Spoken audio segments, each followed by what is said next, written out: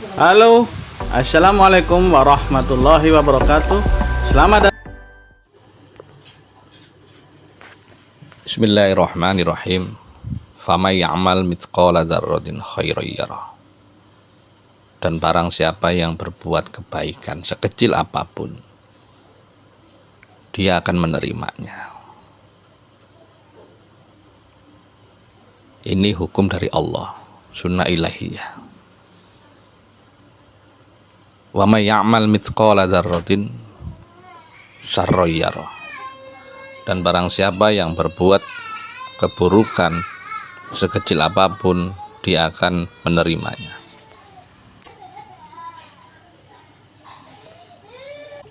Dan barang siapa yang berbuat keburukan sekecil apapun, dia juga akan menerimanya. Jadi apabila keburukan, kesengsaraan, kerugian, penyakit, musibah, bala, apabila itu menimpamu,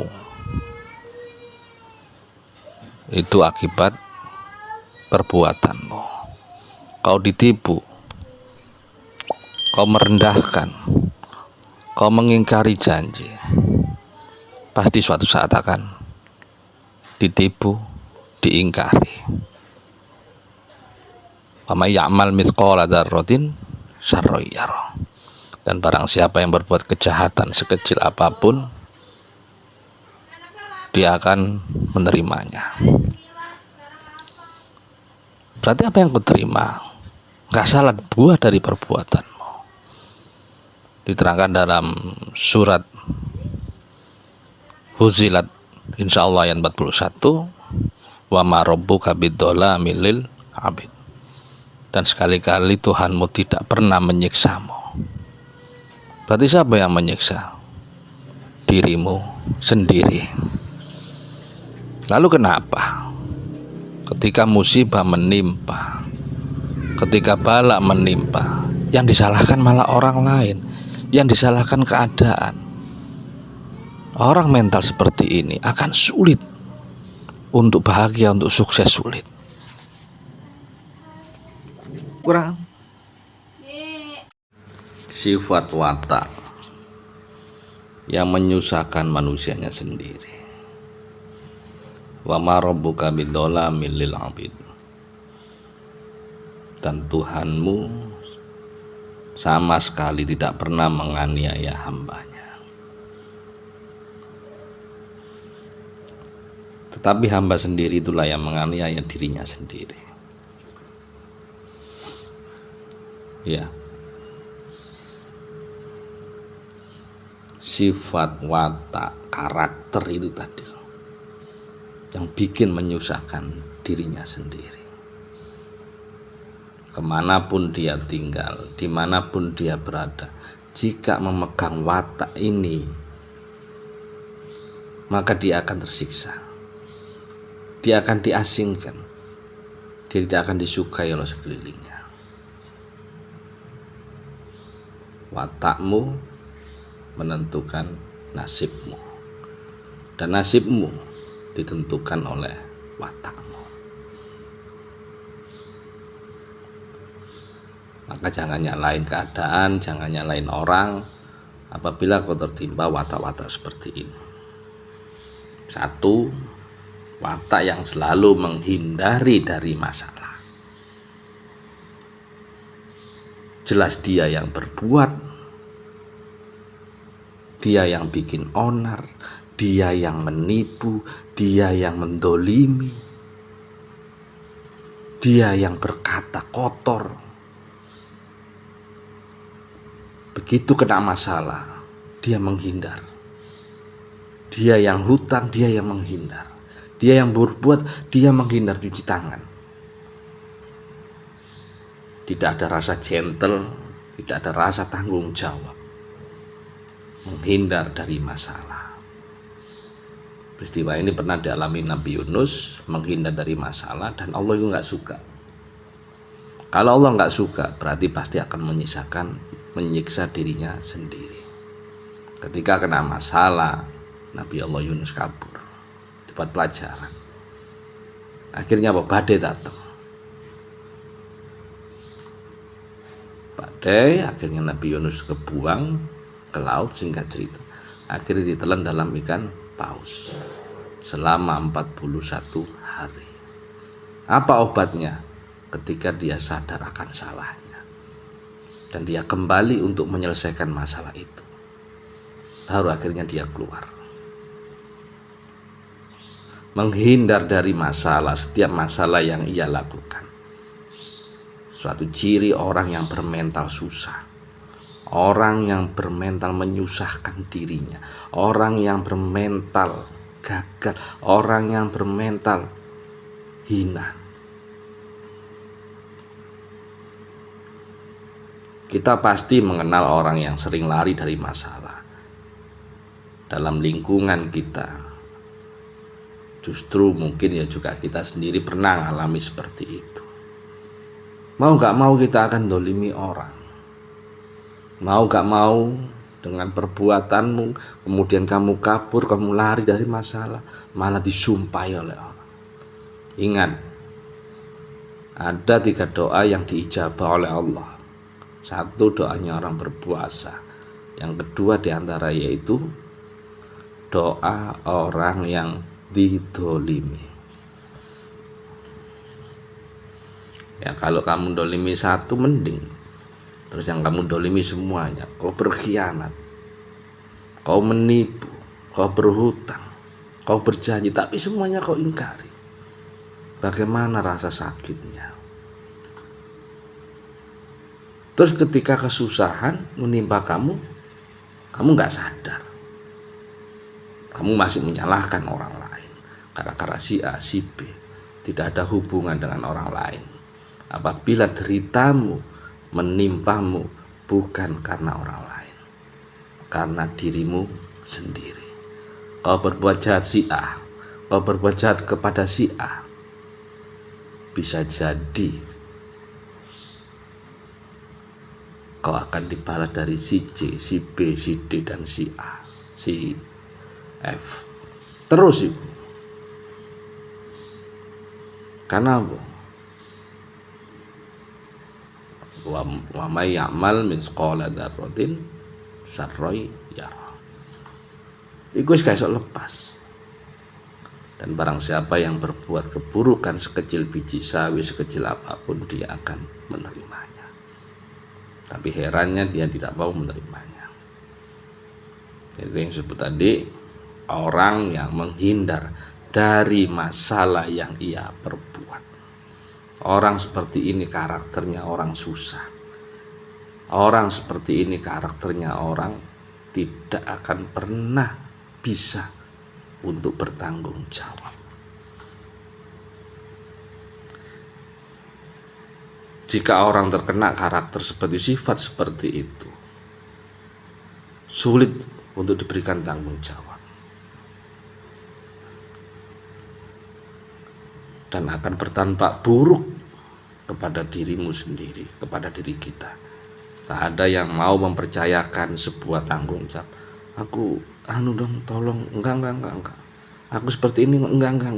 Saya pinjam, enggak. Kemarin meleset terus janjimu. Meleset, enggak. Tidak akan bisa dipercaya. Ketika enggak bisa dipercaya, siapa yang percaya? Tidak ada jalan lagi kecuali kembali kepada Allah, yaitu orang yang menghindari dari masalah. Itulah karakter yang menyusahkan dirinya. Coba bertafakuri, direnungi, apakah benar kamu mempunyai sifat seperti itu? Kita mempunyai sifat seperti itu? Jika iya, maka segera untuk dirubah. Yang keduanya, selalu bergantung kepada orang lain, menggantungkan saudaranya, menggantungkan teman-temannya, menggantungkan. Orang seperti ini akan menjadi beban orang lain. Orang yang selalu menggantungkan kepada orang lain, dikit-dikit minta bantuan ke orang lain, dikit-dikit minta bantuan ke orang tua, dikit-dikit minta bantuan ke saudaranya. Sekali 2 kali mungkin dia bisa, Jika dia keseringan, maka saudara yang atau sekitarnya yang dimintain tolong, dijadikan gantungan akan nggak suka. Hasbunallah wa ni'mal wakil, ni'mal maula wa ni'man nasir. Hanya Allah lah menjadi wakilku, ni'mal maula wa ni'man nasir. Hanya Allah satu-satunya penolong. Ngapain bingung? Ya ayyuhalladzina amanu sta'inu bis-sabri was-shalah. Allah sudah ngomong. Hai orang-orang yang beriman, jika kamu perlu apa-apa kepadaku, mesti buka. Bis-sabri, bersabarlah, dan sholat. Ada sholat hajat, ada sholat duha. Allah udah nyediain. Jadi watak menggantungkan kepada orang lain, inilah watak-watak susah. Dan kemanapun dia akan menyusahkan dirinya sendiri dan orang sekitarnya. Dia kepinginnya dibantu. Di dalam besarnya hati kepingin dibantu. Aneh. Sifat kepingin dibantu, watak kepingin dibantu inilah yang menyusahkan dirinya sendiri. Rasa kepingin dibantu, bukan membantu, dibantu. Saya itu kepingin dibantu saudara saya itu kepingin dibantu teman-teman saya. Watak seperti ini akan menyusahkan dirinya. Dan yang berikutnya adalah kaslun atau malas. Orang yang selalu memiliki sifat malas itu kepinginnya instan. Dia nggak mau berusaha. Wis males ibadah, ya males urusan dunia. Terus maunya kemana? Akhirnya apa? Orang seperti ini akan menghayal. Seandainya jikalau ibadah enggak, kerja ya enggak. Terus mau kemana arahnya? Kesono enggak, kesini enggak. Tapi kepinginnya mulu. Ini karakter orang malas. Maka dimanapun dia berada, hasilnya sama.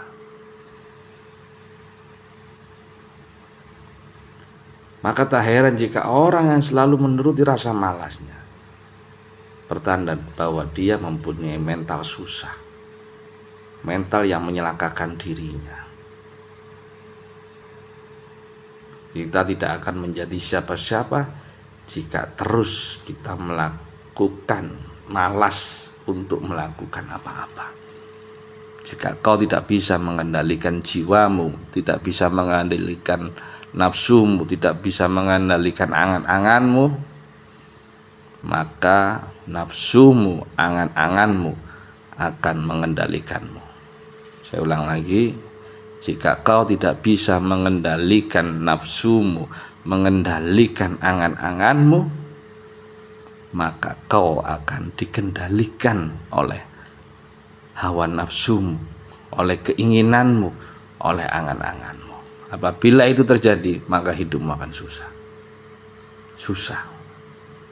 Karena kau tidak bisa menguasai dirimu, tidak bisa menguasai nafsumu, tidak bisa menguasai pikiranmu atau angan-anganmu. Bagaimanapun jika tidak bisa mengendalikan, maka kau akan dikendalikan olehnya. Jalan satu-satunya tafakurlah. Apa sih males sih hasil? Apa yang ku dapat? Obat hati itu ada 5. Zikir, baca Quran semaknanya dan maknanya, bergaulah dengan orang soleh, berpuasa dan berzikir atau sholat di waktu malam. Itu obat hati. Ciri yang berikutnya yaitu sering membuang waktu.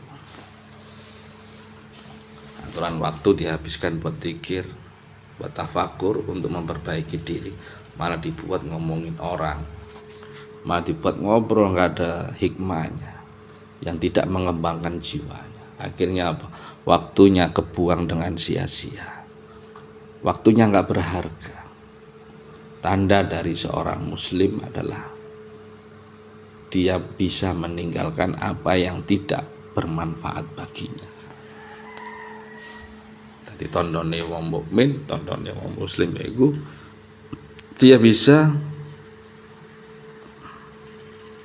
menghindar, menjauhkan dari waktu yang tidak bermanfaat baginya. Sekono manfaatis kayak apa? Paling ngomong, paling ngomongin orang, paling bahas masalah maksiat kah? Males. Mendingan saya buat zikir, saya buat tafakur untuk memperbaiki diri saya. Saya buat baca Quran, saya buat membaca, manfaat bagi saya. Ciri yang berikutnya itu suka menyalahkan orang lain atau keadaan. Dan apabila dia ketika dihadapkan suatu masalah, orang yang bermental susah, orang yang berjiwa pengecut, cenderung akan melemparkan kesalahan kepada orang lain dan juga menyalahkan keadaan.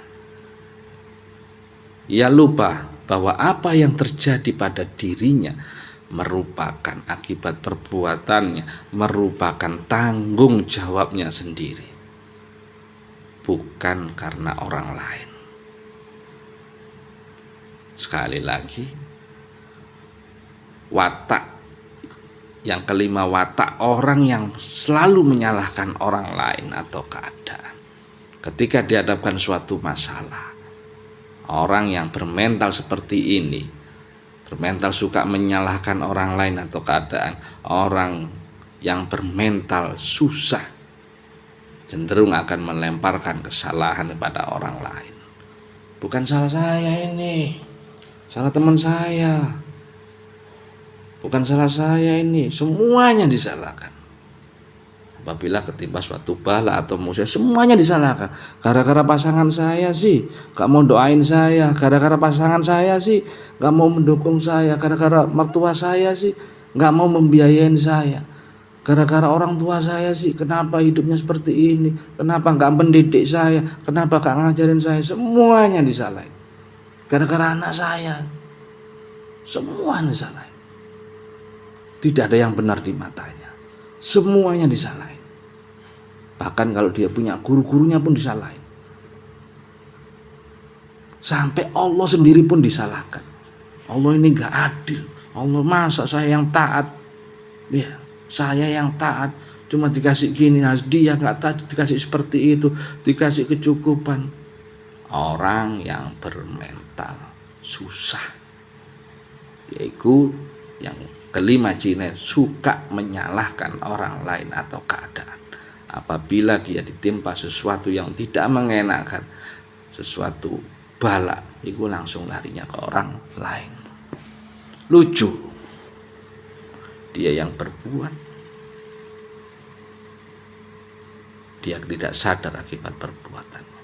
Man arafa nafsahu faqad arafa rabbahu. Barang siapa yang mengenali dirinya, maka dia mengenal Tuhannya. Telitilah dirimu. Ketika Allah menunjukkan kesalahan-kesalahanmu, itu rahmat. Ditunjukkan kau pernah bohong, ditunjukkan kau pernah khianat, ditunjukkan kau pernah mencuri, ditunjukkan kamu pernah menipu. Apabila kamu ketimpa ditipu, kamu sadar. Sarroi ya roh, jahat akan dibalas kejahatan yang setimpal. Ya Allah, terima kasih. Ini adalah hisaban bagiku. Terima kasih. Iya, bisa selesai. Jika kau dolim, kau merendahkan, ketika kau didolim, akhirnya sadar, kau menerima sepenuh hati. Hikmah yang paling besar adalah kesadaran. Saya gak pernah nipu, ini buktinya kau ditipu. Terus ini buat dari siapa? Kebanyakan manusia itu tidak mau disalahkan. Ego terbesarnya adalah tidak mau disalahkan, maunya menyalahkan orang lain. Inilah jiwa-jiwa syaitan. Iblis itu nggak digoda Nabi Allah Adam. Iblis itu nggak dikudo pun oleh malaikat. Iblis pun nggak dikudo oleh Nabi Allah Adam. Tapi begitu jatuh, apa? Dia menyalahkan Nabi Allah Adam.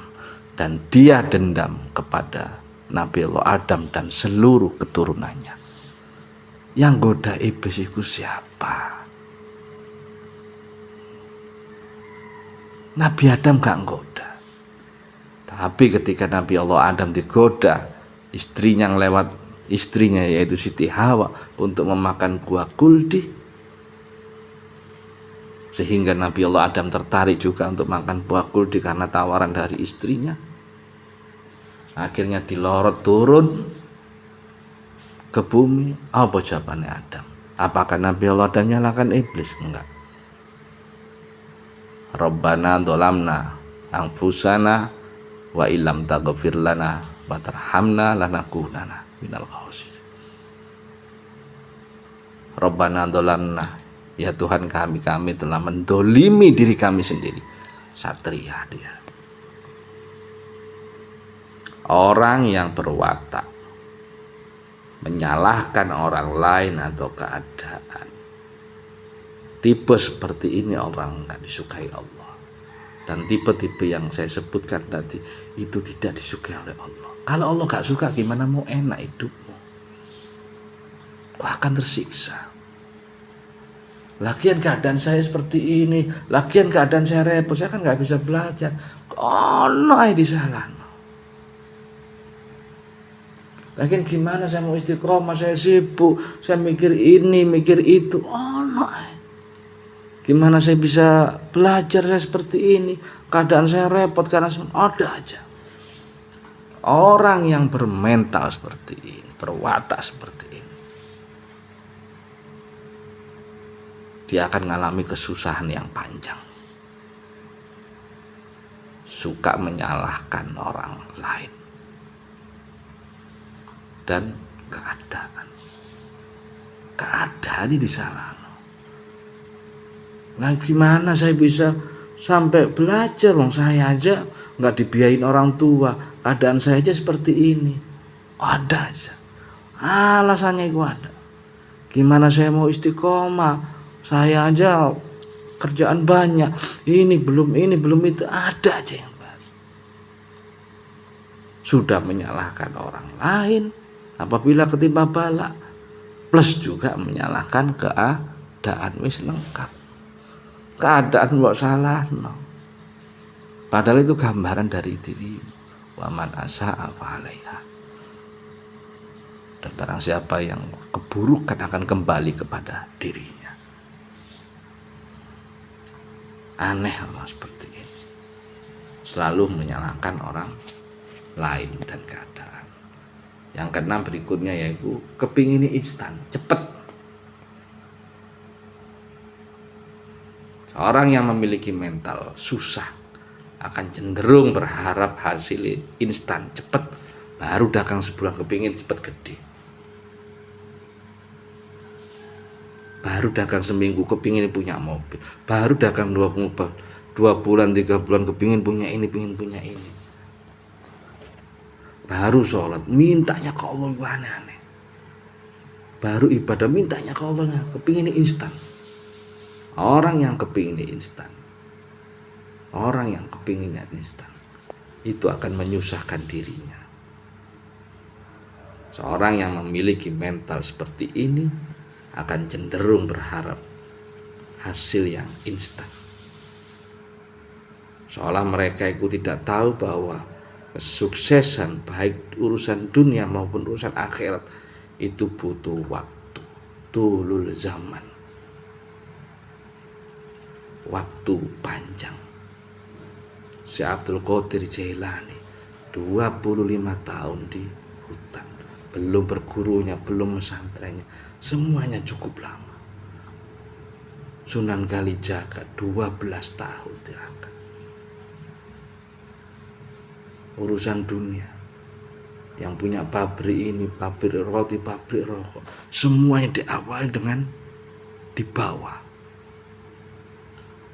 dengan pelan-pelan teratur dari bawah, akhirnya naik, sukses. Jika kita mempunyai kepingin instan, harap dirubah. Kepinginan cepatmu itulah yang membuat dirimu akan tersiksa. Kepingin cepat, berharap instan, inilah yang cepat, hidupnya akan terus kebawa oleh kesusahan.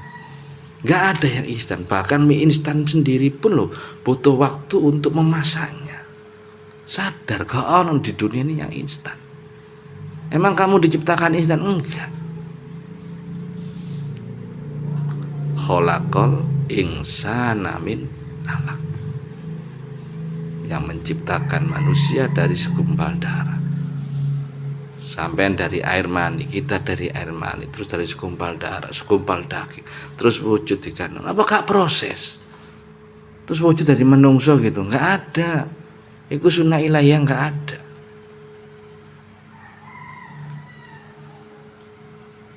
Sedangkan mie instan aja butuh dimasak, butuh diramu. Tidak ada yang benar-benar instan di dunia ini. Jangan mudah ketipu oleh hal-hal yang instan. Itulah ciri orang-orang yang berjiwa susah. Jika tidak bisa merubahnya, innallaha la yughayyiru, sesungguhnya Allah tidak akan merubah suatu kaum.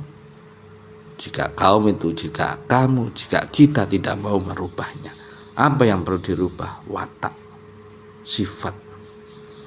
Sebanyak apapun kesuksesanmu, jika watakmu sama, hasilnya pun sama.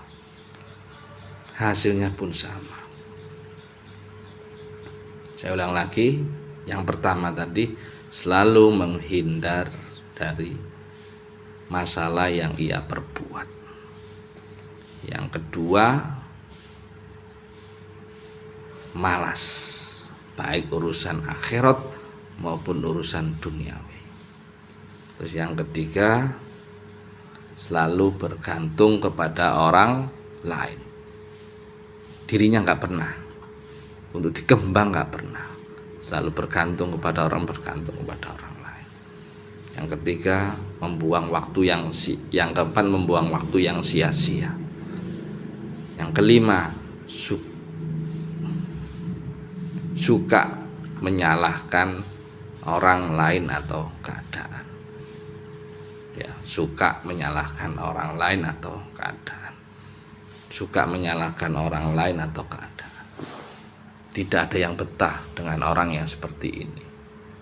Karena apa? Semuanya disalahkan. Yang benar cuma dia. Walaupun sebesar apapun jasa temannya, sekitarnya, tetap disalahkan ketika ada kesalahan. Tapi ketika dia disalahkan, dia nggak mau. Enaknya nyalain orang lain atau keadaan. Dan yang keenam adalah kepingin hasil instan. Tidak ada hasil instan di dunia ini. Semuanya proses. Buah yang kita makan, nasi yang kita makan pun semuanya butuh proses. Dari padi terus ditanam terus, dipanen, dikeringin jadi gabah butuh diseleb terus, butuh dimasak terus jadi nasi. Itu pun proses. Tidak ada yang lain instan. Jika hatimu, kita mempunyai pikiran jiwa yang instan, kepingin cepat instan, alamat akan timbul kekecewaan. Demikian itulah watak mental yang tidak disukai oleh Allah dan tidak disukai oleh manusia. Semoga menjadi hikmah bagi kita. Wabillahi taufik wal hidayah. Wassalamualaikum warahmatullahi wabarakatuh. Oke, terima kasih sudah menyaksikan. Semoga bermanfaat bagi kita semua. Dan bagi yang belum subscribe, bisa klik tombol subscribe dan aktifkan lonceng untuk mendapatkan update terbaru. Terima kasih.